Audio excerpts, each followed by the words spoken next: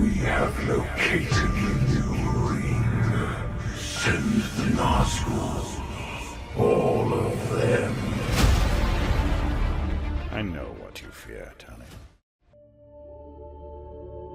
Trong giai đoạn mà tiên tộc Nodor từ Thiên Quốc di chuyển sang Trung Địa để truy đuổi Melkor, khi hắn đã gây ra nhiều tai ương cho tiên tộc Nodor, các cuộc chiến khốc liệt tại Trung Địa đã bắt đầu diễn ra giữa tiên tộc và chúa tể bóng tối. Đây cũng là thời điểm mà đứa con chính thức thứ hai của Thượng Đế thức giấc, đó chính là loài người, một chủng loài thấp kém hơn tiên tộc khi họ không có được sự bất tử, nhưng vì thế mà họ cũng không phải chịu nhiều trách nhiệm với thế giới.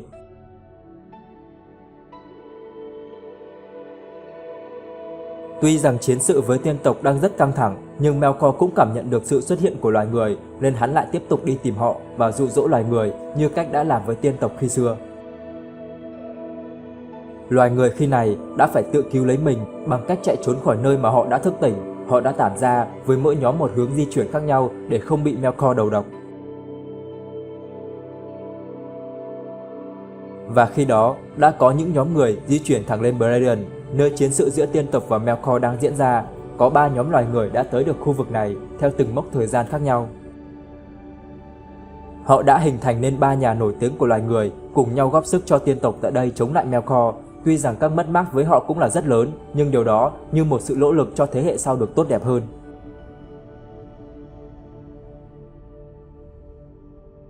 Công sức đó đã được bù đắp bằng một Númenor hùng mạnh, điều mà họ đã phải đấu tranh rất là nhiều.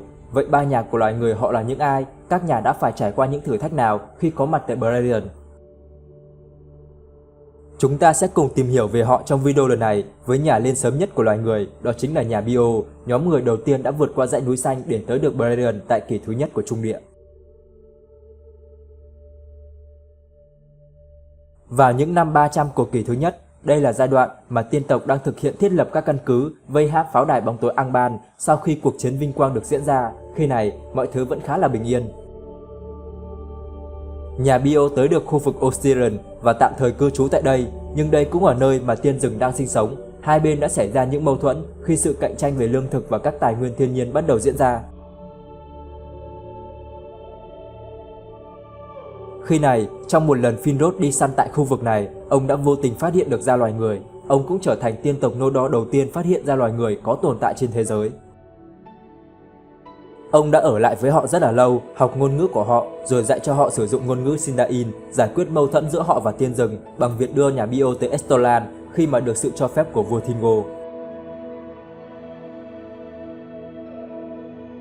Tại đây, người nhà Bio đã trở nên phát triển với số lượng người đông đảo, cùng với sự chỉ dạy của tiên tộc giúp cho họ phát triển bản thân rất là nhiều, trở thành nhà đầu tiên có được sự thông thái và sức mạnh để chiến đấu.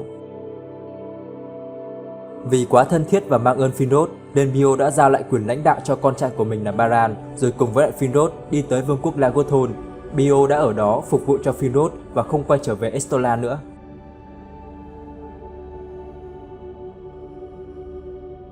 Bio đã qua đời ở tuổi 93 sau 44 năm phục vụ cho Finrod.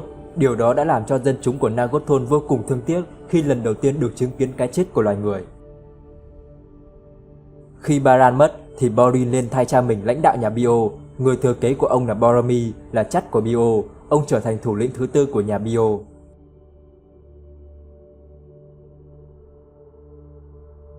Thời điểm này, các hoàng tử Nodor đã quyết định cấp đất cho loài người cai trị. Boromir được cấp cho vùng đất Narod ở Donthorion như một thái ấp dưới quyền của Angrod và Aino, hai người em trai của Finrod. Boromir đã trở thành lãnh chúa đầu tiên của Narod. Ông cũng là người đầu tiên sử dụng cái tên này, để rồi tới kỷ thứ 3 tại Gondor, các hậu duệ của ông đã dùng lại cái tên này như một cách để tôn vinh ông.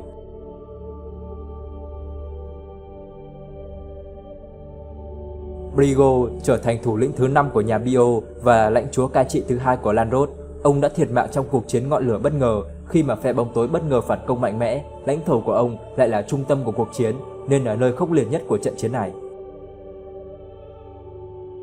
Bigorad trở thành lãnh chúa thứ 3 của Landrod. Em trai ông chính là Barahir. Ông cũng đã thiệt mạng trong trận chiến ngọn lửa bất ngờ khi đã cố gắng bảo vệ Donthorion cùng với Angrod và Aino.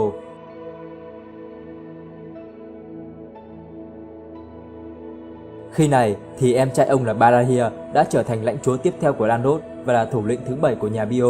tại trận chiến ngọn lửa bất ngờ, Barahir đã mang quân tới phá vòng vây, giải cứu cho Finrod thoát chết một cách thần kỳ. Chính điều đó đã mang tới cho ông một ân huệ, đó chính là chiếc nhẫn do chính Finrod trao cho, với một lời hứa sẽ trả ơn bất kỳ lúc nào mà nhà Bio yêu cầu, miễn sao đó đều là hậu duệ của Barahir. Chiếc nhẫn này chính là chiếc nhẫn mà Aragorn đã đeo sau này, bảo vật truyền ngôi của Númenor và Anno.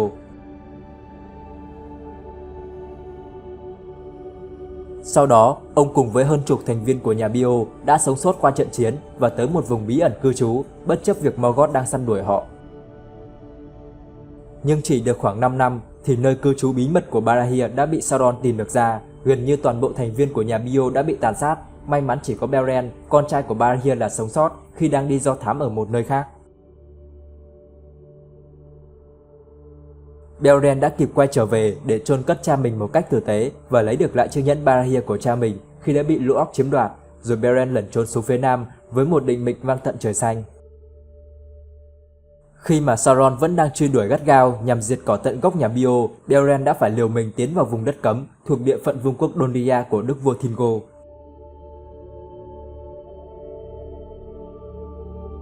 Tại đây thì Beren đã vô tình bắt gặp công chúa Lúthien và rồi hai người họ đã yêu nhau say đắm. Tuy nhiên thì điều đó đã sớm bị đức vua Thingol phát hiện ra. Ông không hài lòng với cuộc tình này của con gái mình khi đi yêu một người phàm. Chỉ với một câu nói bâng cua thách đố Beren có thể lấy được một viên Silmaril trên vương miện của Morgoth, một điều còn khó hơn hái sao trên trời, nhưng Beren lại chấp nhận lời thách đố đó để có thể đường đường chính chính yêu Lúthien. Beren đã sử dụng tới ân huệ của cha mình, đó là tới Nargothrond, cầu xin sự giúp đỡ của Finrod, và Finrod vẫn chấp nhận giúp đỡ Beren thực hiện lời thách đố đó, mặc cho Finrod biết hậu quả sẽ ra sao. Nhưng khi tới được nửa đường, Sauron đã phát hiện ra sự bất thường và bắt được Beren và Finrod.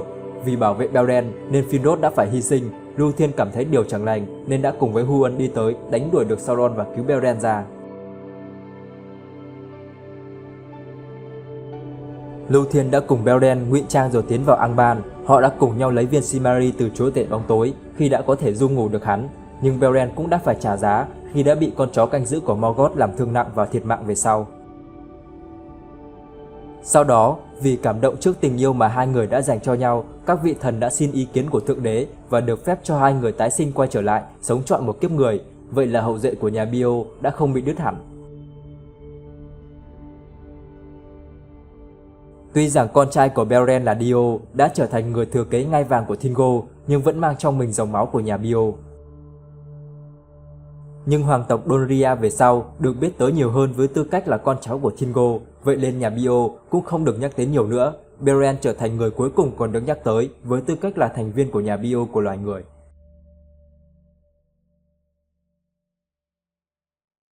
Thế nhưng, bảo vật gắn liền với nhà Bio thì vẫn còn tồn tại đến tận kỷ thứ tư của thế giới, đó chính là chiếc nhẫn Barahir. Điều đó làm cho các hậu nhân Númenor về sau mãi không quên được nguồn gốc của mình. Chiếc nhẫn Barahir trở thành bảo vật truyền ngôi của vương quốc Númenor khi Elrond trở thành đức vua của Númenor. Elrond là con trai của Elwing, Elwing chính là cháu gái của Beren. Chiếc nhẫn Barahir đã được đứng ngang hàng với lại thanh kiếm của đức vua Thingol và chiếc diều của Thuo, trở thành những bảo vật hoàng gia của Númenor. Sau này, do các tranh chấp về ngai vàng Númenor nên chiếc nhẫn Barahir đã thuộc sở hữu của các lãnh chúa Andúni, những người trung thành với các vị thần. Khi Númenor sụp đổ, các hậu duệ của Andúni nộp ra Gondor và Anno, chiếc nhẫn thuộc về quyền sở hữu của hoàng tộc Anno, rồi chuyển tới các thủ lĩnh của biệt đội tuần du phương Bắc. Người mang chiếc nhẫn Barahir nổi tiếng nhất cuối kỷ thứ 3 chính là Aragorn. Những nhân vật quyền lực nhất tại Trung Địa khi đó nhìn thấy chiếc nhẫn thì đều hiểu được chủ nhân của chiếc nhẫn là ai. Cho thấy độ nổi tiếng của di vật nhà Bio, thể hiện sự anh dũng và lòng trung thành của nhà Bio khi xưa vẫn sẽ còn được mọi người biết tới. Nhà Bio là nhóm người đầu tiên tới Beleriand và cũng là những người đầu tiên kết giao với tiên tộc. Họ trân trọng tình bạn với Finrod và trung thành hết mực với ông. Tạo tiền đề cho các nhóm người tiếp sau, họ cũng sẽ đi theo con đường của tự do, cùng nhau giúp đỡ tiên tộc Nodor chống lại bóng tối của Angband. Tuy rằng họ không có nhiều vị anh hùng cùng với các chiến công to lớn như nhà Hador, nhưng họ lại đặt nền móng cho điều đó, mang tới hy vọng và niềm tin cho mọi người. Sự trung thành và hết mình của nhà Bio để lại nhiều tiếng vang cho muôn đời sau. Họ sẽ còn nhắc mãi đến việc Barahia dũng cảm cứu Finrod thoát nạn trong gang tấc, hay là chuyện tình mãnh liệt của Beren và Luthien. Chiếc nhẫn Barahia cũng vì thế mà trở thành nhân chứng cho những điều đó. Các hậu nhân của nhà Bio là con cháu của Beren và Luthien sẽ đều cảm thấy tự hào vì điều đó.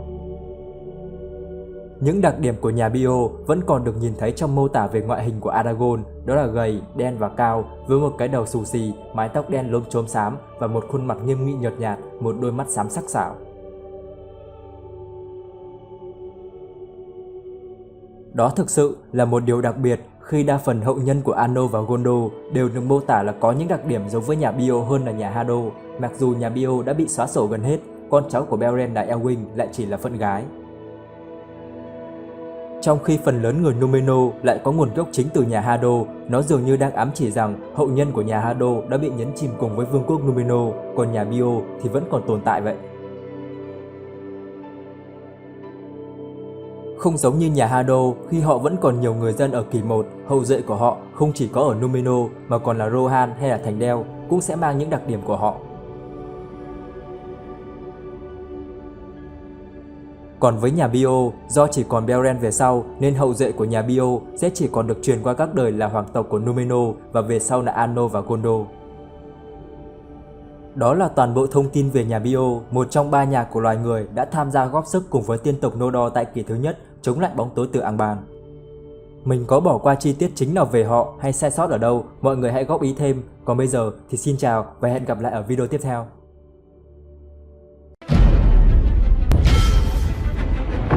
In the fires of Mount Doom, a ranger and a wraith, bound together in death, crafted the one thing that could Nếu các bạn thấy video này hay và hữu ích thì hãy nhớ nhấn like và đăng ký kênh ủng hộ mình để mình có động lực hoàn thiện các video sau thật là tốt hơn. Và đừng quên ấn thông báo để không bỏ lỡ các video tiếp theo.